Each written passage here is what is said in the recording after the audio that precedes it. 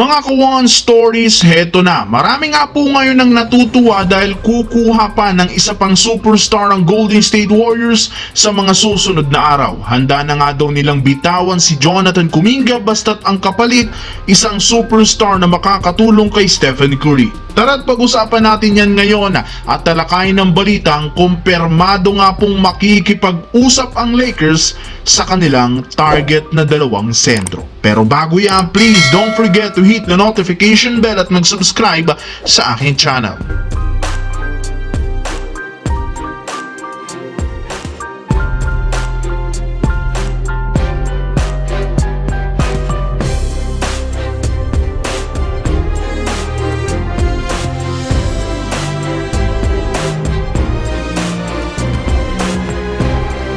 Bago tayo magsimula mga kawan stories, dahil nga sa trade ni Dennis Schroeder sa Golden State, natabunan dito ang NBA Cup Semifinals at lingid sa kaalaman ng lahat sa mga hindi nanood, pasok na nga ang Milwaukee at OKC Thunder sa finals na mangyayari sa susunod na araw. Samantala, dahil na rin sa ginawang trade ng Golden State, marami nga po ang natawa sa naging move na ito.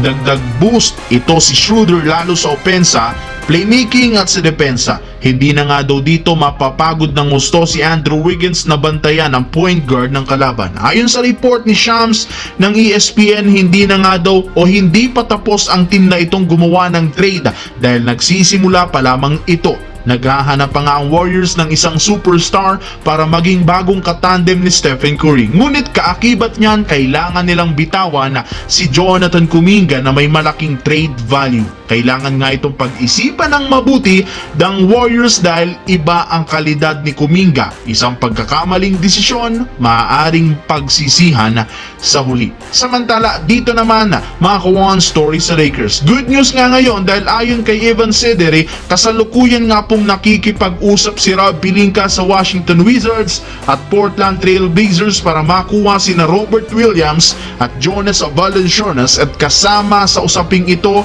si Nikola Vucevic. Malaking upgrade nga ito sa Lakers dahil ayon sa report, 8 player ang posibleng matanggal. Ibig sabihin 5 player lamang ang untouchable sa lineup ngayon. Malaking pagbabago nga ang mangyayari sa team dahil kung inyong matatandaan, napakalaking problema ngayon ang kinakaharap ni Coach JJ Redick lalo sa depensa at shooting.